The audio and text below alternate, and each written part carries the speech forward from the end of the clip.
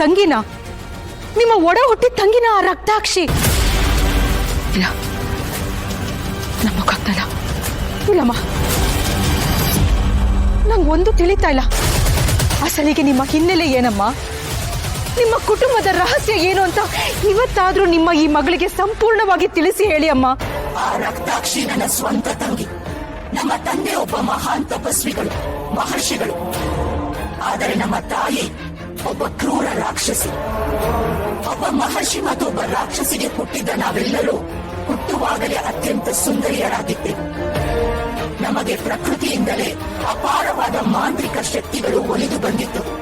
ನಾವಿಬ್ಬರೇ ಅಲ್ಲ, ನಮಗೆ ಒಟ್ಟು 7 ಜನ ಸಹೋದರಿಯರಿದ್ದಾರೆ. ಆದರೆ ಕಾಲಾನಂತರ ಆ ಉಳಿದ 6 ಜನರಿಗೂ ಮತ್ತು ಈ ರಕ್ತಾಕ್ಷಿಗೂ ಅಮರರಾಗಬೇಕು, ನಮಗೆ ಸಾವೇ ಇರಬಾರದು ಅನ್ನೋ ಘೋರ ದುರಾಸೆ ಹುಟ್ಟಿತು.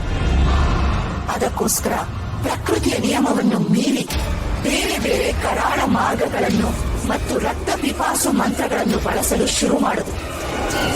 ಆ ಘೋರ ಅಮರತ್ವದ ಪ್ರಕ್ರಿಯೆಯಲ್ಲಿ ಈ ಭೂಮಿ ಮೇಲಿನ ಎಷ್ಟೋ ಲಕ್ಷಾಂತರ ಅಮಾಯಕ ಜನರ ಪ್ರಾಣಗಳು ಬಲಿಯಾದವು. ಅದೇ ಕಾರಣಕ್ಕೆ ಪ್ರಕೃತಿ ಮತ್ತು ಕಾಲಪುರುಷ ಅವರೆಲ್ಲರಿಗೂ ಭೀಕರ ಶಾಪ ನೀಡಿದ. ಇವತ್ತು ಆ 7 ಜನ ಸಹೋದರಿಯರು ಸತ್ತು ಬದುಕದ ವಿಚಿತ್ರ ಸ್ಥಿತಿಯಲ್ಲಿದ್ದಾರೆ. ಅಂದರೆ ಅವರು ಸಂಪೂರ್ಣವಾಗಿ ಸತ್ತೂ ಇಲ್ಲ, ಇತ್ತ ಪೂರ್ತಿಯಾಗಿ ಬದುಕೂ ಇಲ್ಲ. ಕೇವಲ ಕರಾಳ ಶಕ್ತಿಯಿಂದ ಮಾತ್ರ ಇವತ್ತಿಗೂ ಉಸಿರಾಡುತ್ತಿದ್ದಾರೆ. ಇವತ್ತು ಆ 7 ಜನ ಸಹೋದರಿಯರು ಪ್ರಪಂಚದ ಬೇರೆ ಬೇರೆ ಕಡೆಗೆ ಚದುರು ಹೋಗಿದ್ದಾರೆ. ಆದರೆ ಇನ್ನೂ ಕೂಡ ಆ ಅಮರತ್ವದ ರಹಸ್ಯವನ್ನು ಹುಡುಕುತ್ತಲೇ ಇದ್ದಾರೆ. ಆ ರಕ್ತಾಕ್ಷಿಗೆ ಈಗ ಎಲ್ಲೋ ಹೇಗೋ ಆ ಆದಿತ್ಯ ವಂಶದ ಪುತ್ರಿ, ಅಂದರೆ ಹಿತ ದೇಹದಲ್ಲಿರೋ ಆ ಪವಿತ್ರವಾದ ದೈವಿಕ ಶಕ್ತಿಯ ಸುಳಿವು ಸಿಕ್ಕಿರಬೇಕು. ಆ ಮಹಾಶಕ್ತಿನ ನುಂಗಿ ತಾನು ಅಮರರಾಗಬೇಕೆಂದು ಅವಳು ಇವತ್ತು ಇಲ್ಲಿಗೆ ಬಂದಿದ್ದಾಳೆ. ಹಾಗಾದ್ರೆ ಮುಂದೇನ್ ಮಾಡೋದು ಅಮ್ಮ? ಆ ರಕ್ತಾಕ್ಷಿ ಏನಾದ್ರೂ ಹಿತಾಶಕ್ತಿಯನ್ನ ಪೂರ್ತಿಯಾಗಿ ಕಿತ್ಕೊಂಡ್ರೆ ನಮಗಿಷ್ಟು ವರ್ಷದ ಯೋಜನೆಗಳೆಲ್ಲ ಸಂಪೂರ್ಣವಾಗಿ ನಾಶ ಆಗೋಗುತ್ತೆ ಅಮ್ಮ. ಇಲ್ಲ ಅಮ್ಮ, ಹಾಗಾಗ್ಬಾರ್ದು. ಹೇಳಿ ಅಮ್ಮ, ನಾನೇನ್ ಮಾಡ್ಬೇಕು ಅಂತ ಹೇಳಿ ಅಮ್ಮ, ಆದೇಶ ಕೊಡಿ ಅಮ್ಮ.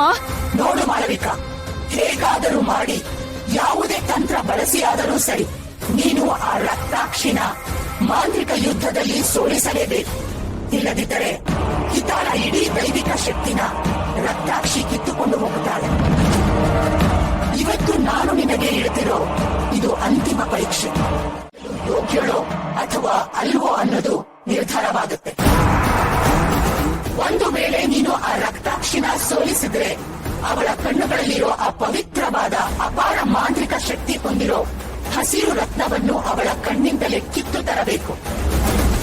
ಹಾಗೆ ನೀನು ಆ ರತ್ನವನ್ನು ನನಗೆ ತಂದುಕೊಟ್ಟರೆ ನಿನಗೆ ನಾನು ಊಹಿಸಲಾರದ ದೊಡ್ಡ ಬಹುಮಾನ ನೀಡುತ್ತೇನೆ. ಅಷ್ಟೇ ಅಲ್ಲದೆ ನನ್ನ ಮಾತನ್ನು ಮೀರಿದಕ್ಕಾಗಿ ನಿನ್ನ ಮೇಲಿರೋ ನನ್ನ ಎಲ್ಲ ಕೋಪವನ್ನು ಮರೆತು ನಿನ್ನನ್ನು ಮತ್ತೆ ನನ್ನ ಸನ್ನಿಧಿಗೆ ಅತ್ಯಂತ ಗೌರವದಿಂದ ಸೇರಿಸಿಕೊಳ್ಳುತ್ತೇನೆ. ಇದು ನನ್ನ ಮಾತು.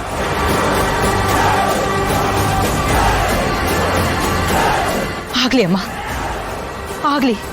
ಈ ನಿಮ್ಮ ಆಜ್ಞೆಯನ್ನ ನಾನು ಶಿರಸ ವಹಿಸಿ ಪಾಲಿಸ್ತೀನಿ. ಆ ರಕ್ತಾಕ್ಷಿ ನಿಮ್ಮ ತಂಗಿನೇ ಆಗಿರಬಹುದು. ನಾನು ಅವಳನ್ನ ಸೋಲಿಸಿ ಅವಳ ಕಣ್ಗಳಲ್ಲಿರೋ ಹಸಿರು ರತ್ನಗಳನ್ನ ಕಿತ್ತು ತಂದು ನಿಮ್ಮ ಪಾದಕ್ಕೆ ಅರ್ಪಿಸದೆ ಹೋದ್ರೆ ನಾನು ನಿಮ್ಮ ಮಗಳೇ ಅಲ್ಲ. ಇದು ನನ್ನ ಶಪಥ.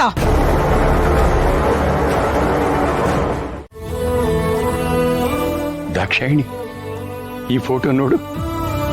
ಈ ಫೋಟೋ ನಿನಗೆ ನೆನಪಿದೆಯಾ? ನಾವಿಬ್ರು ಮದುವೆ ಆದ ಹೊಸರಲ್ಲಿ ಜೋಗ್ ಫಾಲ್ಸಿಗೆ ಹೋಗಿದ್ವಲ್ಲ, ಆಗ ನೀನು ಕೆಂಪು ಸೀರೆ ಉಟ್ಕೊಂಡು ಎಷ್ಟು ಮುದ್ದಾಗಿ ಅಂದವಾಗಿ ನಗ್ತಾ ಇದ್ದೀಯ ಗೊತ್ತಾ? ನೆನಪಿದೆಯಾ? ಇಲ್ಲಿ ನೋಡು ದಾಕ್ಷಾಯಿಣಿ, ಒಂದ್ಸರಿ ನನ್ನ ಕಡೆ ನೋಡು, ನನ್ನ ಹತ್ರ ಮಾತಾಡು ಸ್ವಲ್ಪ.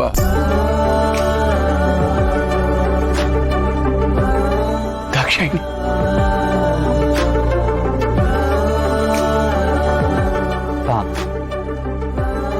ಸಾಕ್ಬಿಡಿ, ಅವ್ರು ಇವತ್ತು ಸುಸ್ತಾಗಿದ್ದಾರೆ ಅಂತ ಅನ್ಸುತ್ತೆ. ನಿಧಾನಕ್ಕೆ ಸರಿ ಹೋಗ್ತಾರಪ್ಪ. ನೀವು ಯಾಕೆ ಇಷ್ಟೊಂದು ಬೇಜಾರು ಮಾಡ್ಕೋತಾ ಇದ್ದೀರಾ? ಹಾಗಲ್ಲ ಕಣೋ, ನನಗೆ ಈ ಫೋಟೋಗಳನ್ನು ನೋಡಿದಾಗ ಹಳೆಯ ದಿನಗಳು ನೆನಪಾಗುತ್ತವೆ. ಆಗ ನನಗೆ ಅಧಿಕಾರ, ಬಿಸ್ನೆಸ್ಸು, ಹಣ, ಆಫೀಸು ಇದೇ ಮುಖ್ಯವಾಗಿತ್ತು. ಅದರಲ್ಲೇ ನಾನು ಬ್ಯುಸಿಯಾಗಿರ್ತಾ ಇದ್ದೆ. ಕೆಲಸನೇ ನನ್ನ ಪ್ರಪಂಚ ಆಗಿರ್ತಿತ್ತು. ಇಡೀ ದಿವಸ ಆಫೀಸಲ್ಲೇ ಇರ್ತಾ ಇದ್ದೆ. ನಿಮ್ಮ ತಾಯಿನ ನಾನು ಪ್ರಾಣಕ್ಕಿಂತ ಹೆಚ್ಚಾಗಿ ಪ್ರೀತಿಸ್ತಾ ಇದ್ದೆ ಕಣೋ. ಆದರೆ ಆ ಪ್ರೀತಿನ ನಾನು ಯಾವತ್ತೂ ನೇರವಾಗಿ ಹೇಳ್ಕೊಳ್ಳೇ ಇಲ್ಲ. ಅವಳ ಜೊತೆ 4 ನಿಮಿಷ ಕೂತು ಸಮಯ ಕಳೀಲೇ ಇಲ್ಲ. ಇವತ್ತು ಇವಳು ನನ್ನ ಪಕ್ಕದಲ್ಲೇ ಕೂತಿದ್ರು ಇಲ್ದಾಗಿದ್ದಾಳೆ. ಇದನ್ನೆಲ್ಲ ನೆನೆಸ್ಕೊಂಡ್ರೆ ಅಪ್ಪ ಪ್ಲೀಸ್, ಹಳೆ ವಿಷಯ ಎಲ್ಲ ನೆನೆಸ್ಕೊಂಡು ಮತ್ತೆ ಬೇಜಾರಾಗ್ಬಿಡಿ ಅಪ್ಪ. ಇಲ್ಲ ಶರತ್, ಇದನ್ನ ನಾನು ಯಾಕೆ ಹೇಳ್ತಾ ಇದ್ದೀನಿ ಗೊತ್ತಾ? ಜೀವನದಲ್ಲಿ ಪ್ರೀತಿನ ಹೇಳ್ಕೊಳ್ಳೋದಕ್ಕೆ ಅವಕಾಶ ಸಿಕ್ಕಾಗ ನಾವು ಹೇಳ್ಕೊಂಡ್ಬಿಡ್ಬೇಕು ಕಣೋ. ಪ್ರೀತಿನ ವ್ಯಕ್ತಪಡಿಸೋದಕ್ಕೆ ನಾವು ಯಾವತ್ತೂ ತಡ ಮಾಡಬಾರ್ದು. ನಾವು ಪ್ರೀತಿಸೋ ವ್ಯಕ್ತಿ ನಮ್ಮ ಕಣ್ಣೆದುರಿಗೆ ಇದ್ದಾಗ ಅವ್ರ ಬೆಲೆ ನಮ್ಗೆ ಯಾವತ್ತೂ ಗೊತ್ತಾಗಲ್ಲ. ಅವ್ರನ್ನ ಕಳ್ಕೊಂಡ ಮೇಲೆ ಅಥವಾ ಅವ್ರು ನಮ್ಮಿಂದ ದೂರವಾದ ಮೇಲೆ ನಾವು ಪಶ್ಚಾತ್ತಾಪ ಪಡ್ತೀವಿ. ಆ ಪಶ್ಚಾತ್ತಾಪದ ನೋವು ಜೀವನ ಪರ್ಯಂತ ನಮ್ಮ ಎದೆಯಲ್ಲಿ ಕಾಡ್ತಾ ಇರುತ್ತಪ್ಪ.